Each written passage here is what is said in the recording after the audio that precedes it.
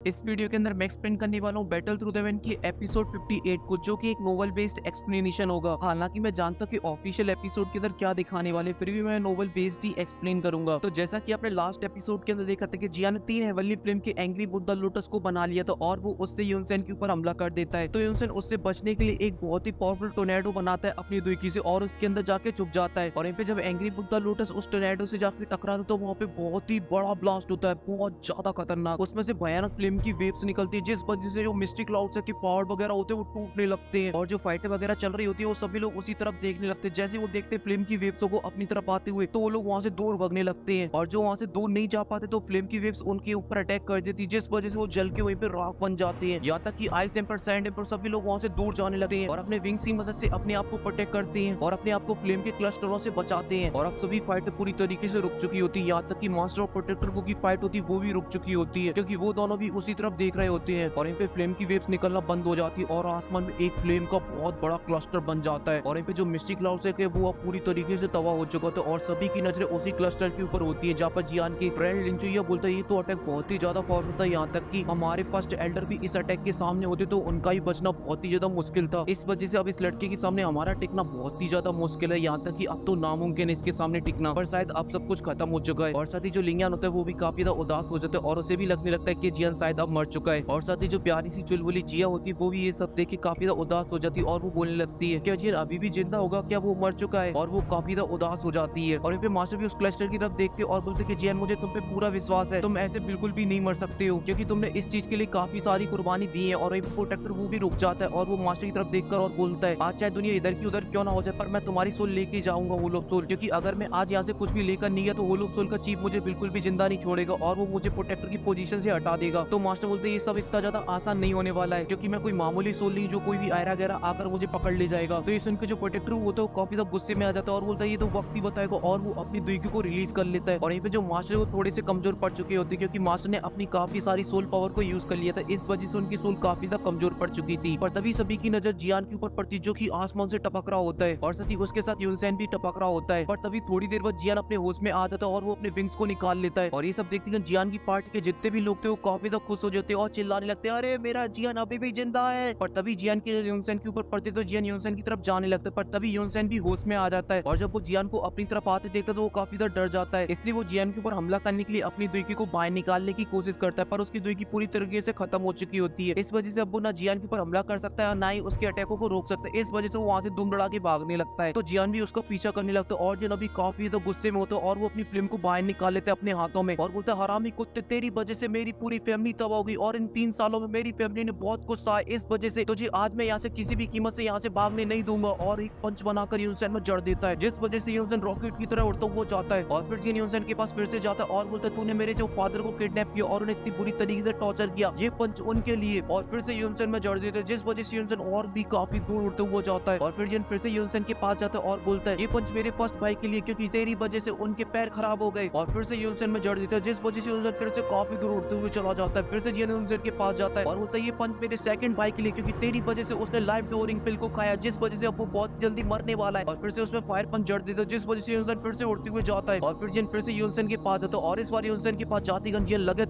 तेरी बचा देता है। और फिर होती है लगे तेरी। और साथ ही बोलता जाता है ये सभी पंच मेरे जीव फैमिली के हर एक मेंबर की तरफ से, क्योंकि बहुत सारे जीव फैमिली के मेंबरों ने तेरी वजह से अपनी लाइफ को कुर्बान कर दिया, क्योंकि तूने किसी को भी नहीं छोड़ा, चाहे वो बच्चे हो चाहे वो बूढ़े हो, तूने सभी को मार डाला। जो बचे तो उन्हें छुप छुप कर यहाँ रहना पड़ा, कराने वाला सिर्फ तू था। और ये वाला जो सीन होगा वो बहुत ही ज्यादा खतरनाक और बहुत ही ज्यादा कूल होगा देखने में। और फिर तभी जन अपनी ग्लेस फ्लेम को और भी ज्यादा बढ़ा लेता है अपने पंच में और एक फाइनल पंच मारने वाला था यूनसेन। तभी यूनियन जियान की तरफ देखती और चिल्लाती जियान मत करो ऐसा, उन्हें छोड़ दो, वो मेरे टीचर है। ये सुनती जियान एकदम से रुक जाता है। ये देखती वहाँ पे जितने भी लोग होते हैं वो काफी ज्यादा शॉक हो जाते हैं, चाहे वो आइस एम्पर हो चाहे वो सैंड एम्पर हो चाहे वो जियान के दोस्त क्यों ना हो। और तभी सैंड एम्पर आइस एम्पर से बोलते हैं अगर आज जियान ने यूनसेन को छोड़ दिया तो यूनसेन फ्यूचर में हम लोगों को बिल्कुल भी जिंदा नहीं छोड़ेगा, वो हम सभी को ढूंढ ढूंढ कर मारेगा, क्योंकि यूनसेन अपना बदला जरूर लेकर रहेगा। और वहीं पे आइस एम्पर एकदम चौड़ में खड़ी होती है और बोलती है भले ही हमारा जियान एक नंबर का ठरकी है, पर वो आज वो किसी भी कीमत पे नहीं रुकने वाला है, वो जरूर यूनसेन को मारेगा, चाहे दुनिया इधर की उधर क्यों ना हो जाए। आज यूनसेन का बचना बिल्कुल नामुमकिन है, क्योंकि उसकी वजह से जियान ने काफी कुछ सफर किया, साथ ही उसकी फैमिली ने भी काफी कुछ सफर किया है। इस वजह से यून के कहने से जियान बिल्कुल भी नहीं रुकने वाला है। और जियान की बिल्कुल नजरों में नजरें डाल के मना करने में लगी हुई होती है जियान से, पर जियान के प्रेम जाल से बाहर आता है और अपने पंच को टाइट कर लेता है और बोलता है कि आज मैं इसको बिल्कुल भी जिंदा नहीं छोड़ सकता, क्योंकि इसकी वजह से मैंने काफी कुछ सहा है, इसलिए मैं खून का बदला खून से ही लूंगा। और अपने फादर के पुराने फ्लैशबैक में चला जाता है, कैसे उसके फादर को इन लोगों ने टॉर्चर कर करके मारा था। और ये सोच के जियान को आ जाता है काफी ज्यादा गुस्सा और फिर वो अपनी फ्लेम को और भी ज्यादा बढ़ा देता है और उससे बनाता है ऑक्टेन ब्लास्ट पंच और इससे यूनसेन की छाती में मार देता है। जैसे यूनसेन की छाती में ऑक्टेन ब्लास्ट पंच लगता है तो यूनसेन रॉकेट की तरह उड़ते हुए सीधा जाकर जमीन पे टकराता है और इस वजह से वहाँ पे बहुत ही बड़ा ब्लास्ट होता है, चारों तरफ धूल ही धूल हो जाती है और यहाँ पे जियान के हाथों से खून टपक रहा होता है। तभी धूल चढ़ती है और फिर हमें यूनसेन दिखाया जाता है जो कि बेहोश पड़ा हुआ होता है और उसे देखकर ऐसा लग रहा होता है कि शायद वो निपट चुका है, मतलब मर चुका है। और जब यून अपने मास्टर को ऐसे मरा हुआ देखती तो वो काफी ज्यादा शॉक हो जाती है और जियान की तरफ देखती जहाँ पे जियान काफी ज्यादा गुस्से में होता है। ये देखकर यून को लगने लगता है कि आज शायद जियान किसी भी कीमत पे यहाँ पे नहीं रुकने वाला, वो सभी को तबाह कर डालेगा, आज वो सभी को मार डालेगा। और यहीं पे आइस एम्पर फार्मा और सैंडल पर ये सब देख के बोलते हैं तो जियान ने फाइनली अपना बदला ले लिया मिस्टी क्लाउड सेक्स से। और यहीं पे जो आसमान में जियान खड़ा होता है वो पूरी तरीके से एग्जॉस्ट हो जाता है, इस वजह से जियान के जो विंग्स होते हैं वो भी गायब हो जाती है और जियान आसमान से नीचे गिरने लगता है। पर तभी मास्टर जियान के पास आ जाते हैं और उसे पकड़ लेते हैं और जब जियान मास्टर को देखता है तो एक छोटी सी स्माइल के साथ बहुत ही धीरे आवाज में बोलता है, मास्टर फाइनली मैंने अपना बदला ले लिया इस मिस्टी क्लाउड सेक्स से। तो ये सुन के मास्टर की चेहरे पे भी स्माइल आ जाती है और मास्टर जियान से बोलते हैं, हाँ मेरे ठरकी चेले तूने अपना बदला ले लिया। और फिर जियान को देखते जहाँ पर जियान की पूरी बॉडी के अंदर छोटी चोटें लगी होती, ये सब देख के मास्टर बोलते हैं, मेरे जिद्दी चेले तेरे इस पावरपन की वजह से अब तू काफी ज्यादा जख्मी हो चुका है, इस वजह से अब तुझे रिकवर होने में काफी ज्यादा टाइम लगने वाला है क्योंकि ये तुम्हारी चोटें काफी ज्यादा गहरी हैं। तो ये सब सुन के जियान भी एक स्माइल देता है, तभी उसकी नजर यूनसेन की बॉडी के ऊपर पड़ती और वो मास्टर बोलता है, मास्टर आप जल्दी जाकर यूनसेन की बॉडी को अपने पास रख लो क्योंकि जो यूनसेन है वो एक डाउसोंग लेवल का वॉरियर था, इस वजह से उसका जो स्केलेटन है वो काफी ज्यादा स्ट्रॉन्ग होगा, इसलिए इसका जो स्केलेटन है वो आपके लिए एकदम परफेक्ट रहेगा। ये सब सुन के मास्टर काफी ज्यादा खुश हो जाते हैं और यूनसेन की बॉडी को पकड़ने के लिए जाने लगते हैं यूनसेन के पास। पर मास्टर यूनसेन के पास पहुंचते उससे पहले ही वहाँ पर प्रोटेक्टर वो आ जाता है और वो एक हाथ से यूनसेन की बॉडी को उठा लेता है। ये सब देख के मास्टर काफी ज्यादा गुस्से में आ जाते हैं और प्रोटेक्टर वो से बोलते हैं, प्रोटेक्टर वो तुम्हें मरना है क्या मेरे हाथों? ये सब सुन के प्रोटेक्टर एक स्माइल देता है और बोलता है, कौन किसके हाथों मरने वाला है वो तो थोड़ी देर बाद तुम्हें खुद ही पता चल जाएगा। और वो अपने एक हाथ में अपनी डार्क दोगी को बाहर निकाल लेता है और यूनसेन के फेस पे रख देता है, जिस वजह से यूनसेन की बॉडी में से उसकी सोल बाहर निकल आती है। इस वजह से प्रोटेक्टर के एक हाथ में यूनसेन की बॉडी होती है तो दूसरे हाथ में उसकी सोल होती है और ये सब देख के यून को एकदम से धक्का सा लग जाता है और वो काफी ज्यादा शॉक हो जाता है। और यहाँ पे जो प्रोटेक्टर होता है यूनसेन की बॉडी को छोड़कर उसकी सोल को लेकर आसमान में चला जाता है और अपने द्वी की ऑरा को चारों तरफ फैला देता है, जिस वजह से वहाँ पे एक डार्क द्वी की फैल जाती है आसमान में। और ये सब देख के वहाँ पे जो मिस्टी क्लाउड्स के एल्डर वगैरह खड़े होते हुए एकदम से शॉक हो जाते हैं और बोलते हैं, ये होलोप सोल का बंदा तो हमारे सेक्ट लीडर का दोस्त था, इसने तो हमारे सेक्ट लीडर को ही दबोच लिया, ये तो बड़ा दोगला आदमी निकला। और यहाँ पे आसमान में जो डार्क ऑरा फैल रखा होता है उसमें से यूनसेन की तेज तेज आवाज आने लगती है चिल्लाने की, वो दर्द के मारे चीखने में लगा हुआ होता है। और ये सब सुन के किसी को कुछ समझ नहीं आ रहा होता है कि यूनसेन क्यों चिल्लाने में लगा हुआ इतना ज्यादा। और यहाँ पे जियान भी अपनी स्पेस स्टोरिंग में से एक रिकवरी पिल को बाहर निकालता है और खा लेते हैं, जिस वजह से जियान की थोड़ी सी दुखी वापस आ जाती है। और वो प्रोटेक्टर की तरफ देखते हुए मास्टर से पूछता है, मास्टर ये क्या हो रहा है? तो मास्टर जियान को बताते कि प्रोटेक्टर ने यूनसेन की सोल को खा लिया, इस वजह से अब जो प्रोटेक्टर वो